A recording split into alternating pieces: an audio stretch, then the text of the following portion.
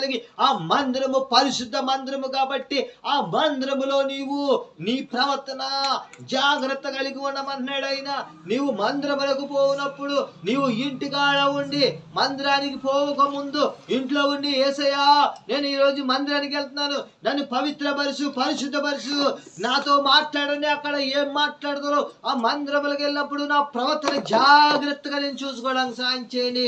మందిరములనే కాదు నాయన, నేను ఎక్కడ నా ప్రవర్తన జాగ్రత్త కలిగి ఎక్కడైనా ఉండాలని మనం ప్రార్థన చేసుకోవాలి.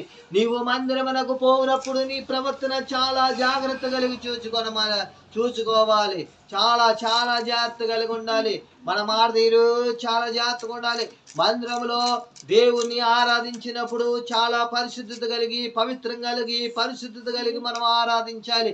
దేవుని స్తుతించినప్పుడు మందిరములో చాలా జాగ్రత్త కలిగి క్రమశిక్షణ కలిగి స్తుతించాలి. అక్కడ వాక్యాన్ని వింటున్నప్పుడు కూడా చాలా జాగ్రత్త కలిగి ఒక పరిశుద్ధత కలిగి జాగ్రత్త కలిగి వేరే ఆలోచనలు లేకుండా వేరే తలంపులు లేకుండా పరిశుద్ధత కలిగి అక్కడ వాక్యాన్ని మనం వినాలి. దేవుని యందు భయభక్తులతో వినాలి. అక్కడ దేవుని సన్నిధిలో పరిచర్య కూడా నమ్మకముగా చెయ్యాలి. దేవుని పని చేసినప్పుడు యథార్థముగా అక్కడ దేవుని పని మనం చెయ్యాలి. దేవుని పనిలో కూడా మనం ముందుకు ఉండాలి. దేవుని పరిచర్య కూడా చాలా ఆశీర్వాదకరమైనది, చాలా దీవెనకరమైనది. అందుకే